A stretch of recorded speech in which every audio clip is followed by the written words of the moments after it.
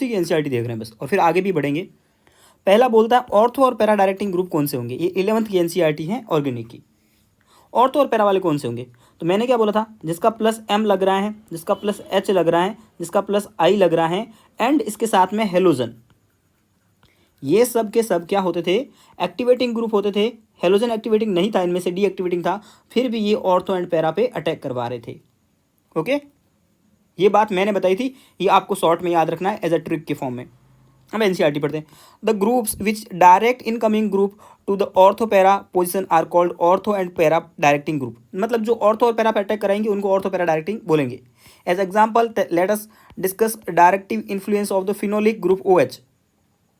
ये फिनोल के बारे में बोलता है कि फिनोल, और वैसे आपको पता है भी OH के ऊपर में क्या होता है, लॉन पेयर होता है। लॉन पेयर होता है OH के ऊपर में 2, और ये लॉन पेयर वजह से प्लस एम दिखाता है, और प्लस एम में तो ऑर्थो पैरा डायरेक्टिंग होगा, है कि नहीं, आसान है। हाँ, फिर इसकी 5 रेजोनेटिंग स्ट्रक्चर बनाइए जो आपको नहीं याद करनी है। ठीक है, इट्स क्लियर फ्रॉम द, ये बोल रहा है रेजोनेटिंग स्ट्रक्चर से पता लग रहा है, मतलब कि स्टेबिलिटी कहाँ पे ज़्यादा होगी, वहाँ पे इलेक्ट्रॉन डेंसिटी कहाँ बढ़ेगी, तो इनमें इलेक्ट्रॉन डेंसिटी ऑर्थो और पैरा पे ज़्यादा होती है, तो वहाँ पे इफेक्ट लगता है। ये बोलता है OH का माइनस आई इफेक्ट भी लगता है साथ में, लेकिन उसको कंसिडर आपको नहीं करना है। तो ये पूरी कथा आपको बिल्कुल नहीं पढ़नी है, आप एनसीईआरटी से नहीं पढ़ोगे बिल्कुल। ओके, मेरे से पढ़ रहे हो मतलब नहीं पढ़ना है आपको, बस इतनी सी बात याद रखनी है जो मैं सारी वीडियोज़ में बोलता आया हूँ। ठीक है, उसके बाद अपन आगे बढ़ते हैं। फिर और कौन कौन से ग्रुप हैं, तो मैंने तो बहुत सारी एक लंबी सी सीरीज बना के दे दी थी आपको, है ना, लेकिन ये एनसीईआरटी के एग्जाम्पल्स हैं तो थोड़े ज़्यादा इंपॉर्टेंट हो जाते हैं। कौन कौन से हैं, NH2 सबसे ज़्यादा था, फिर NHR ये भी था, मैंने करवाया था, ये भी करवाया था मैंने, याद करो। एक तो एनिलीन कराया था कि नहीं कराया था, ऐसे NH2। और आपको तो वो पूरी की पूरी टेबल याद करनी जो मैंने सेंड की थी, आपने जो दीवार पे चिपका रखी है अपने। उसके बाद में NHR, उसके बाद में NH था, और साथ में एक नेगेटिव वाला माइनस आई वाला ग्रुप लगा था, तो ये पीछे चला गया था, याद करो। उसके बाद में OCH3, ये ऑर्डर नहीं लिखा इसने लिखा है कि ये वाले ग्रुप ऑर्थो और पैरा डायरेक्टिंग है, तो आप आराम से पहचान लोगे। मैंने इससे पहले वाली वीडियो में क्वेश्चन भी कराया था कि कौन कहाँ भेजेगा, ऑर्थो डायरेक्टिंग है या पैरा डायरेक्टिंग है ना, पता लग रहा था ना उसमें, वो क्वेश्चन आपने किया होगा कि कौन कहाँ अटैक करवाएगा। ये तो सारे के सारे ऑर्थो पैरा डायरेक्टिंग है, एनसीईआरटी ने दिए। ठीक है, इसमें तो गलती मत कर लेना, ये तो एनसीईआरटी से पढ़ना है आपको कि ऑर्थो और पैरा डायरेक्टिंग कौन से हैं। ये एक्टिवेटिंग ग्रुप है, बोलेगा एक्टिवेटिंग है या डीएक्टिवेटिंग है, जो भी प्लस एम और प्लस आई और प्लस एच वाले होंगे वो एक्टिवेटिंग होंगे। ठीक है, और यहाँ से लेकर के यहाँ तक की थ्योरी आपको बिल्कुल नहीं पढ़नी है। ये क्लोरीन की 5 रेजोनेटिंग स्ट्रक्चर्स आपको नहीं पढ़नी है। ठीक है, फिर मेटा डायरेक्टिंग ग्रुप कौन होंगे, मैं आपको ट्रिक से बताया था, -M वाले ग्रुप, जिसके -M कैसे पहचानते वो भी बता देता, -I और -H, ये सब ग्रुप मेटा डायरेक्टिंग होते हैं। अब देखो, अब एग्जाम्पल इसके मैंने तो लिखा ही थे, लेकिन इसके एग्जाम्पल्स जो है ना वो आपको याद रखने की एनसीईआरटी ने क्या क्या दिए। तो जो मैंने एग्जाम्पल लिखाए थे ना, अब सब देख लो आप, मैं NO2 की स्ट्रक्चर कैसे बनेगी, ऐसे nitrogen double bond oxygen, O multiple bond है, -M होगा। CN carbon triple bond nitrogen multiple bond, CHO CO और H, COR carbon double bond oxygen R, COOH कैसे बनेगा, COH और डबल बॉन्ड O, ये बनेगा। ये एस्टर कैसे बनेगा, COR और डबल बॉन्ड O। SO3H कैसे बनेगा, सल्फर ऑक्सीजन ऑक्सीजन और OH। ये तो सब में मल्टीपल बॉन्ड है, सब -M होंगे, और -M वाले कहाँ होंगे, मेटा डायरेक्टिंग होंगे। तो बस एग्जांपल याद रखना है, बाकी आपको बिल्कुल भी कोई भी रेजोनेटिंग स्ट्रक्चर याद रखने की कोई जरूरत नहीं है, और बिल्कुल थ्योरी नहीं पढ़नी है आपको। ठीक है, पहले भी मैं कवर करवा चुका हूँ, कोई ज़रूरी नहीं है इनको थ्योरी देखना, तो ये थ्योरी आप छोड़ देना। ओके, नहीं आएगा क्वेश्चन यहाँ से, आएगा तो हो जाएगा। अब अपन मोटा मोटी जितनी भी मैंने आपको रिएक्शन की समरी बता दी थी, कौन कौन से रिएक्शन पढ़ेंगे, आज अपन हेलोजिनेशन को डिटेल में पढ़ने वाले हैं। किसको, हेलोजिनेशन को। तो कुछ चीज़ें तो मैं आपको बताऊंगा जो आपको एनसीईआरटी में दे रखी है, और बाकी जो कुछ चीज़ें होगी वो मैं अपने नोट्स, मेरे पास जो हैं, अब आप मांगोगे नहीं नोट्स, क्योंकि मेरे पास नोट्स जो भी हैं वो सारे के सारे हिंदी में हैं। ठीक है, तो पहले अपन कुछ नोट्स की बातें करते हैं यहाँ पे। आपको बताता हूँ, मैं सही से पढ़ाना शुरू करता हूँ, फिर अपन एनसीईआरटी में आ जाएंगे। पूरी मेरे पास एनसीईआरटी पढ़ा रहा हूँ मैं। हेलोजिनेशन में क्या होगा कि इलेक्ट्रोफाइल मतलब स्पीसीज क्या कौन कौन सी होगी, ये इलेक्ट्रोफिलिक सब्स्टिट्यूशन रिएक्शन है तो इलेक्ट्रोफाइल होगा। इलेक्ट्रोफाइल कौन कौन होता है, X2 मतलब कोई भी halogen, fluorine, chlorine, bromine, iodine, उसके साथ में कोई सा भी लिविस एसिड होना चाहिए, जैसे कि AlCl3 हो सकता है। रीजेंट याद होने चाहिए। अकेला X2 दे दिया, बेंजीन दे दिया, देखो ये बेंजीन OH है मान लो, और यहाँ सिर्फ अकेला X2 दे दिया तो ESR नहीं होगी, इसके साथ में AlCl3 होना चाहिए। क्यों? क्योंकि अकेला X2 इस पर अटैक नहीं कर सकता, इसको अटैक करने के लिए कम से कम कोई ऐसा चाहिए जो इसको X2 को तोड़कर छोड़ दे। मतलब कि अकेला X2 होता ना, ये अपन ने बोला था कि ये बेंजीन है मान लो या फिनॉल है, तो इसके ऊपर अकेले X2 को छोड़ोगे ना तो ये ऑर्थो पैरा पे कहीं पे भी नहीं लगेगा। रीज़न ये है कि इसको X2 को कोई तोड़ने वाला नहीं है। साथ में अपने को X2 के तोड़ने के लिए या तो AlCl3 ले सकते हैं या आयरन ले लो तो भी चलेगा। आयरन होगा तो X2 को क्या करेगा, X प्लस और X माइनस में तोड़ देगा। अब ये X प्लस इलेक्ट्रोफाइल है, आकर के ऑर्थो पैरा पे लग जाएगा। समझ में आई बात? तो दो रीजन मैंने लिखे। तीसरा रीजन, AlCl3 की जगह आप FeCl3 भी ले सकते हो। मैं वही सारे रीजन लिख रहा हूँ जो एनसीईआरटी में दिए हैं या एग्जाम में पूछे हुए। X2 के साथ में वाटर ले सकते हो, वाटर भी तो एक तरह का एसिड है। तो सब मैंने क्या, अपन ने क्या लिए रीजन याद रखना, कोई रटने थोड़ी। मेटल ले लो, X2 विथ मेटल या X2 विथ एसिड। X2 के साथ में एसिड कौन सा ले लो, ये ले लो COOH, कोई दिक्कत भी नहीं है। COOH RCOOH कोई भी एसिड।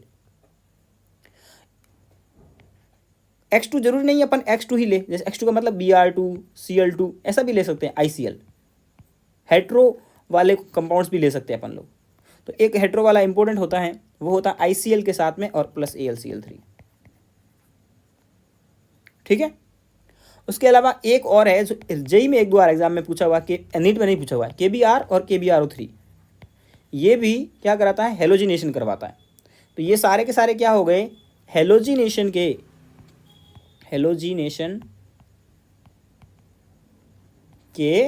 रिएजेंट हो गए। ये रिएजेंट अगर आपको दिख जाए तो आप याद रखना कि हेलोजिनेशन ही कराना है। अब रिएक्शन कोई इसकी हार्ड नहीं है, बहुत आसान है।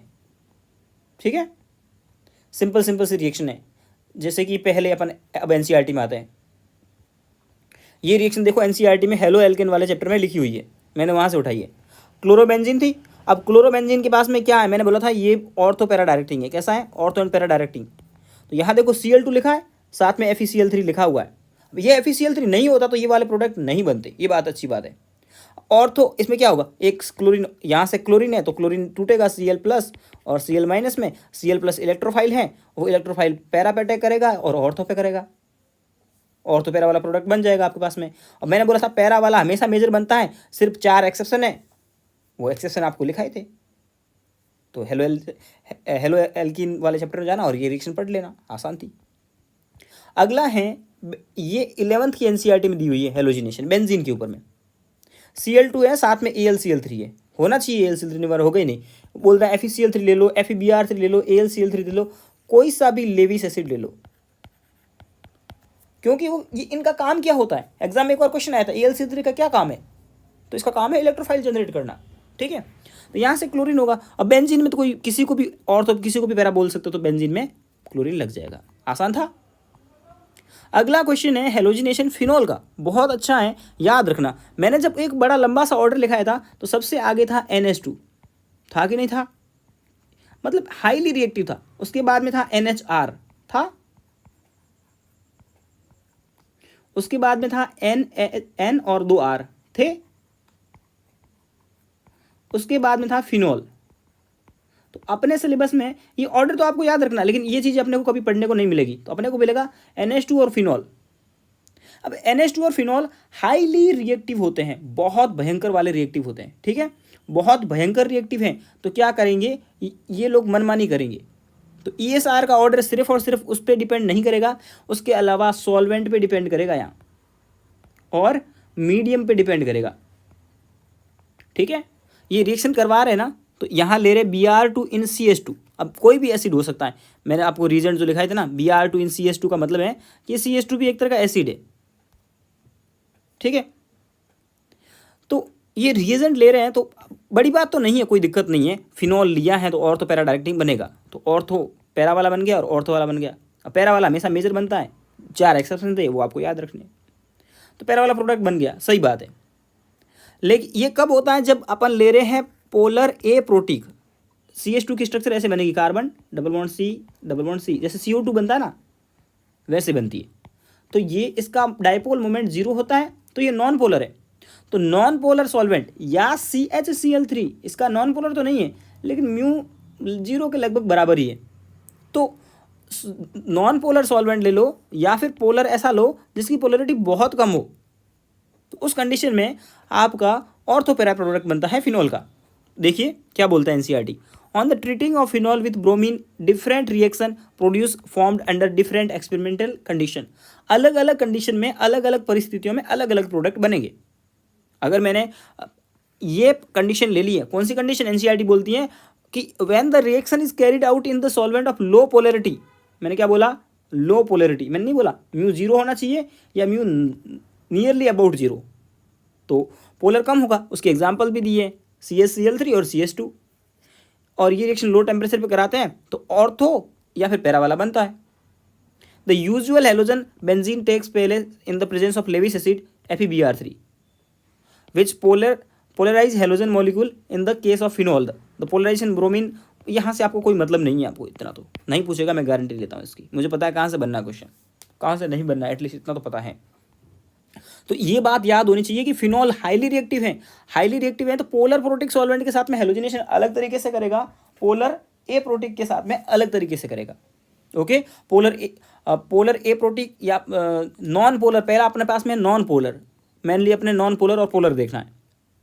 अपन आउट ऑफ एनसीईआरटी नहीं जाते, पोलर प्रोटिक पोलर ए प्रोटिक वैसा नहीं जा रहे, सिंपल अपन बोलते हैं नॉन पोलर और पोलर। ये वाला नॉन पोलर था, नॉन पोलर में ऑर्थोपेरा बना है। अब मैंने क्या कर दिया, Br2 के साथ में कोई भी ब्रोमीन वाटर, वाटर का मतलब है H2O, साथ में कुछ ना कुछ तो एसिड लेना पड़ेगा वरना रिएक्शन ही नहीं होगी। अब H2O क्या है, H2O का म्यू तो होता है कुछ 2.86 ऐसा कुछ होता है, म्यू काफ़ी अच्छा होता है। तो ये तो है पोलर मॉलिक्यूल, वाटर तो पोलर मॉलिक्यूल है। तो पोलर सॉल्वेंट जब काम में लेते हैं तो बनता है तीनों कंडीशन पे लगेगा, दोनों ऑर्थो और एक पैरा, तीनों पे लगेगा। ऐसा क्यों हुआ, ऐसा इसीलिए हुआ कि फिनॉल बहुत हाईली रिएक्टिव था और उसने अटैक ज़्यादा करवा दिए।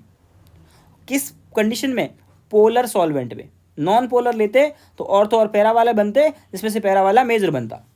आई बात कंडीशन में समझ में, बस यही इसने थ्योरी लिखी है, बात खत्म। और इसका ये जो बनता है 2,4,6 ट्राइब्रोमोफिनॉल, इसका वाइट प्रेसिपिटेट होता है, ये याद रख लेना आप, वाइट प्रेसिपिटेट होता है, ठीक है। पोलर सॉल्वेंट यहाँ लिख दो, पोलर सॉल्वेंट। तो फिनॉल के क्या हो गया, पोलर सॉल्वेंट में अलग प्रोडक्ट बना और नॉन पोलर में अलग बना। नॉन पोलर में ऑर्थोपेरा बना और पोलर में तीनों कंडीशन पे अटैक हो गया। ओके, आगे बढ़ते हैं। ये क्या है, ये है ईथर और इसका नाम होता है एनिसोल, याद रखना चाहिए एनिसोल। 2018 में क्वेश्चन आया था एग्जाम में, उसमें डायरेक्ट उसने एनिसोल लिख दिया था, बहुत बुरे फंस गए थे जिसको पता नहीं था, ठीक है।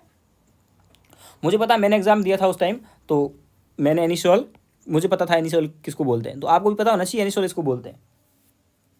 इसका करोगे तो सिंपल है, इसने इथेनोइक एसिड ले रखा है। अब कोई सा भी एसिड दे रखा है, मैंने बोला था हेलोजन के साथ में कुछ ना कुछ एसिड लो या मेटल लो, नहीं लोगे तो हेलोजन को तोड़ेगा कौन, तोड़ेगा नहीं, तो हेलोजन की अकेले की औकात नहीं कि वो ये सारे रिएक्शन शो कर सके, ठीक है। तो इसमें क्या लगेगा, ऑर्थो और पैरा बनेगा, तो पैरा वाला हमेशा मेजर बनता है। 4 एक्सेप्शन थे जो मैंने आपको रटा रखे थे, तो क्या लगाएं, फिनाइल एल्किन ether undergoes usual halogenation, benzene ring anisole undergoes bromination with bromine ethanoic acid. ये सब जो लिखा है ना वही रिएक्शन वाला वही बात बोल रहा है। और इसकी है ना इफिशियंसी, मतलब कि कौन कितना परसेंट बनेगा वो एनसीईआरटी ने डाटा दिया है। पैरा वाला कितना बनता है 90%, ये कितना बन रहा है, मेजर बन रहा है 90%। एनसीईआरटी का डाटा याद रख लेना, इसका भी पूछ सकता है ये कितना बनेगा 10%, ठीक है। तो ये वाली रिएक्शन आपको समझ में आ गई होगी कि कुछ खास नहीं है, बस इतना याद रखना एक डाटा कि 90% पैरा वाला बनता है। बाकी और तो पैरा आपको पता है ना कि पैरा पे ही क्यों अटैक कराया, क्योंकि इसके ऊपर में लॉन पेयर है, लॉन पेयर वालों का प्लस एम होता है और प्लस एम वाले ऑर्थो पैरा डायरेक्टिंग होते हैं, एक्टिवेटिंग ग्रुप बोलते हैं इनको। हो गया, अगला है एसिड वाला चैप्टर, ठीक है, कार्बोक्सिलिक एसिड वाला चैप्टर। एसिड दिया है, इसमें क्या है, ये -M वाला ग्रुप है और इसमें देखो ब्रोमीन के साथ में एसिड ले लिया, फिर से एसिड नहीं होगा तो नहीं होगी रिएक्शन, ये याद रखना इस बात को। एग्जाम में टेस्ट में क्वेश्चन आते हैं, मैं भी क्वेश्चन कराऊंगा ऐसा, तो ये मत भूल जाना सीधा ब्रोमीन लगाना, इसमें गलती मत कर देना। ये मेटा पे लग गया, क्यों? क्योंकि -M है, -M वाले मेटा डायरेक्टिंग होते हैं। अपन ने अभी ऊपर फिनॉल की बात की थी, वो सॉल्वेंट के अकॉर्डिंग रिएक्शन करता था, पोलर प्रोटिक या पोलर, मैं बार बार आउट ऑफ एनसीईआरटी चले जा रहा हूँ, मतलब पोलर या नॉन पोलर। नॉन पोलर था तो ऑर्थो पैरा प्रोडक्ट बन रहा था, पोलर था तो 2,4,6 वाला प्रोडक्ट बन रहा था उसका वाइट प्रिसिपिटेट। अब इसमें एनिलीन और फिनॉल में से कौन ज़्यादा रिएक्टिव है? तो अपन ने याद किया था फिनॉल से आगे आता है एनिलीन। एनिलीन सबसे ज़्यादा रिएक्टिव होता है, जिसमें अपन रिएक्शन पढ़ते हैं एनिलीन सबसे ज़्यादा रिएक्टिव है। तो एनिलीन इतना ज़्यादा रिएक्टिव है कि फिनॉल पे तो फर्क पड़ रहा था, पोलर प्रोटिक ले रहे थे, फिर से आउट ऑफ एनसीईआरटी यार। हाँ, पोलर सॉल्वेंट ले रहे थे तब 2,4,6 बन रहा था, और नॉन पोलर ले रहे थे तो ऑर्थोपेरा बन जा रहा था। लेकिन यहाँ पर कोई फर्क नहीं पड़ रहा है, पोलर प्रोटिक लो, पोलर ए प्रोटिक लो, इसको क्या बोलते हैं वो एक घटिया सी लैंग्वेज में बोलते हैं ना, इसको घंटा फर्क नहीं पड़ता है, वैसा हो गया इसका, है ना। तो इसको कोई फर्क ही नहीं पड़ रहा है। एनिलीन रिएक्ट्स विथ, अब इसका रीजन क्या हो जाएगा? ड्यू टू हाईली रिएक्टिव, ठीक है, हाईली रिएक्टिव होने की वजह से। वाटर एट रूम टेम्परेचर, हाँ सिंपल है, कोई भी एसिड लेना है हेलोजन के साथ में कोई सा भी ले लो, तो इसमें भी वो बनेगा 2,4,6 वाला, और इसका भी वाइट पीपीटी होता है। इसका रीजन लिखता है, the main problem with during electrophilic substitution, ये सारे रिएक्शन के साथ में ये होती है कि एमीन्स वेरी हाईली रिएक्टिव होती है। ये तो अपन पहले ही बढ़ चुके हैं, वेरी हाईली रिएक्टिव सबसे आगे होती है इसमें, अपना जो ऑर्डर दीवार पे चिपका उसमें। तो इसमें ना ऑर्थो पैरा पोजिशन पे एक साथ अटैक हो जाता है, ठीक है। और अकेला सिंगल ऐसा नहीं है कि इस रिएक्शन को कैसे कराओ कि NH2 के ऑर्थो पे लग जाए आपका ये Br, या पैरा पे लग जाए, तो ऐसा पॉसिबिलिटी कम होती है, सीधा के सीधे तीनों जगह लग जाएगा, ठीक है। तो इसको अपने को कंट्रोल तो करना पड़ेगा, क्योंकि कभी आपको चाहिए होगा कि पैरा एनिलीन बनाना मुझे, तो और आप बनाने जाओगे तो कुछ कैसा भी सॉल्वेंट ले लोगे 2,4,6 बन जाएगा। तो एक तरीका है अपने पास में कि ये 2,4,6 क्यों बन रहा था? क्योंकि यह एनिलीन था, ये हाईली रिएक्टिव था हाईली रिएक्टिव। इस ग्रुप को अगर मैं हाईली रिएक्टिव से थोड़ा कम रिएक्टिव कर दूं ना, किसी भी करके इसके ऊपर जो कुछ जादू टोना करके कुछ इसका,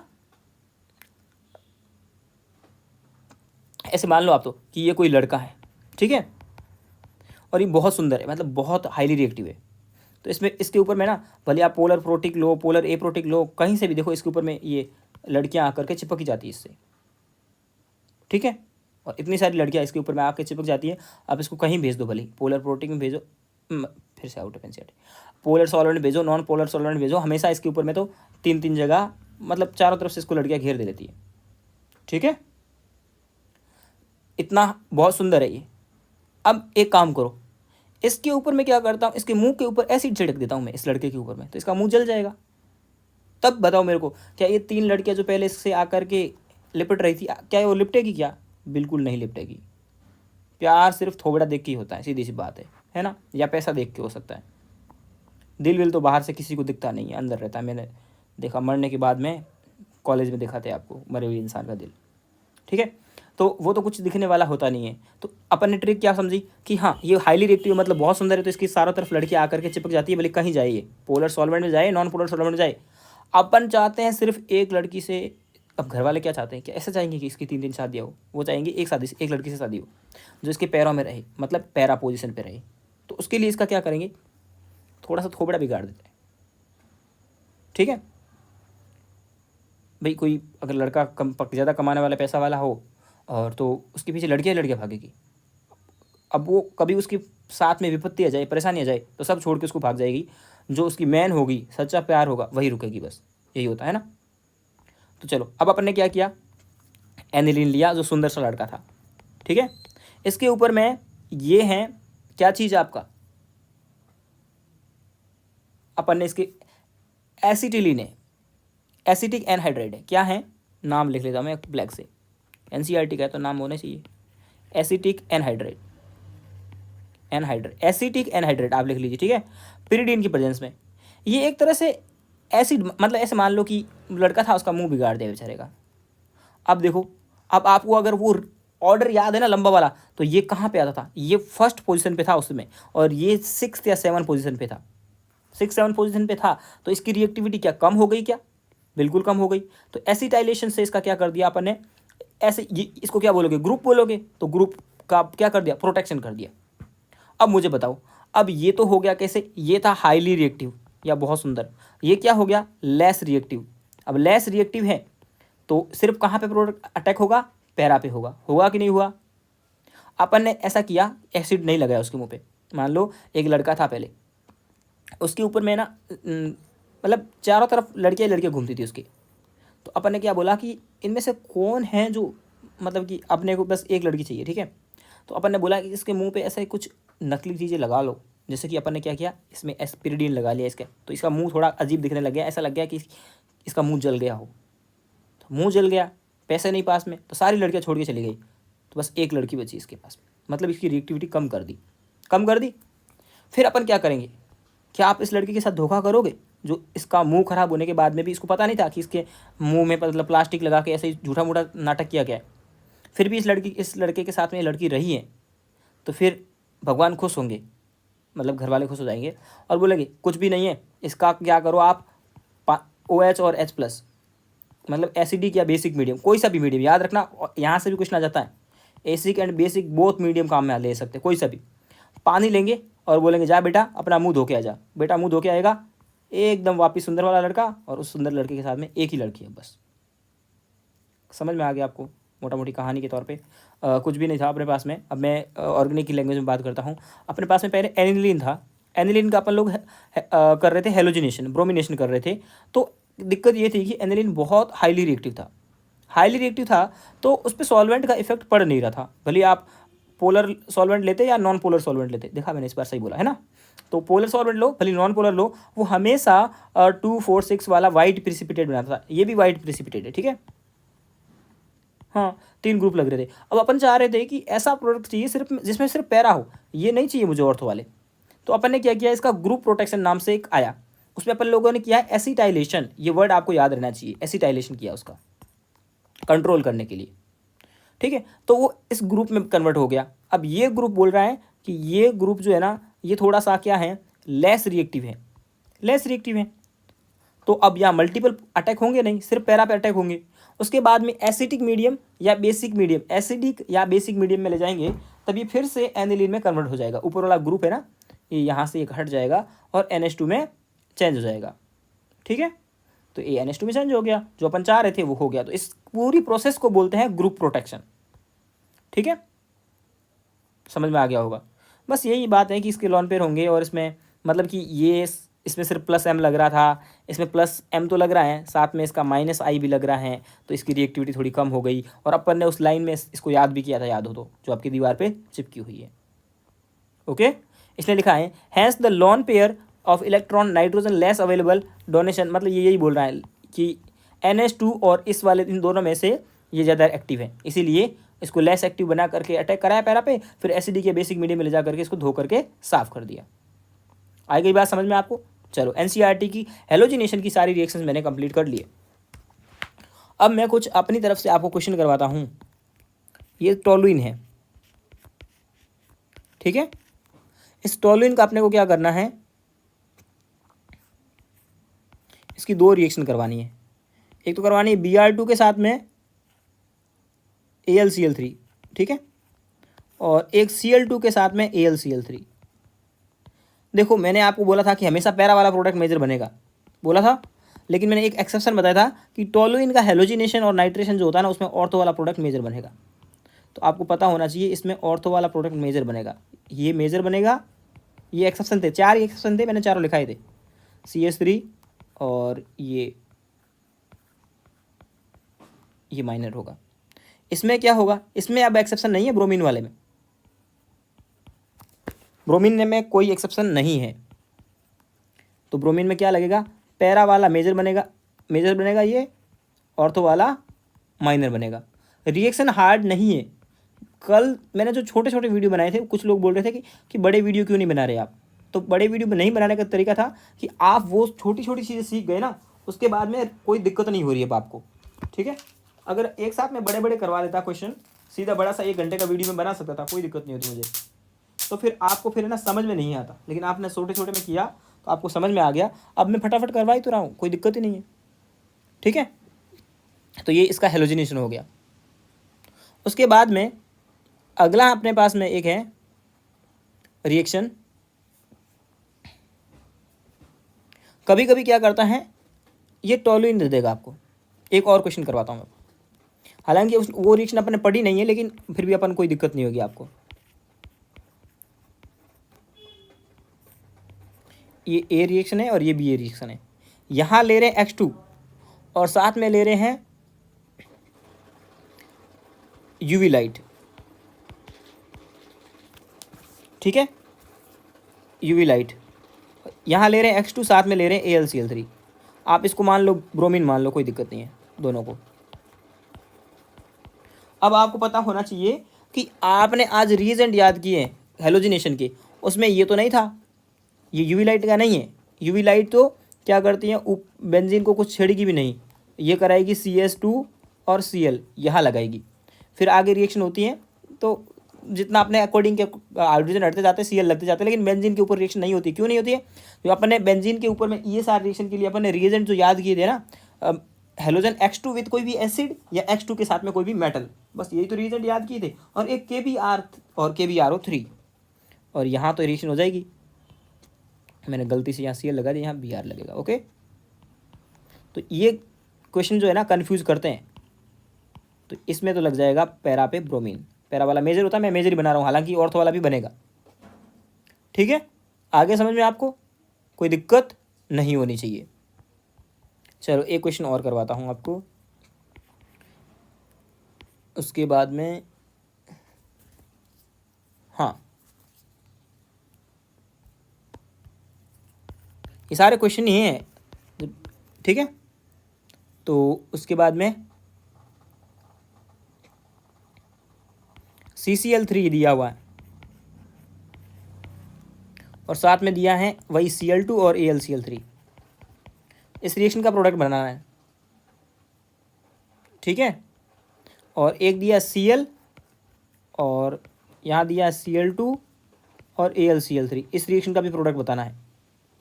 तो यार सीधी सी बात है, CCl3 क्या था, -S दिखाने वाला था, तो कैसा हो गया, मेटा डायरेक्टिंग ग्रुप हो गया ये। तो इसमें से Cl कहाँ लगेगा, मेटा पे लगेगा।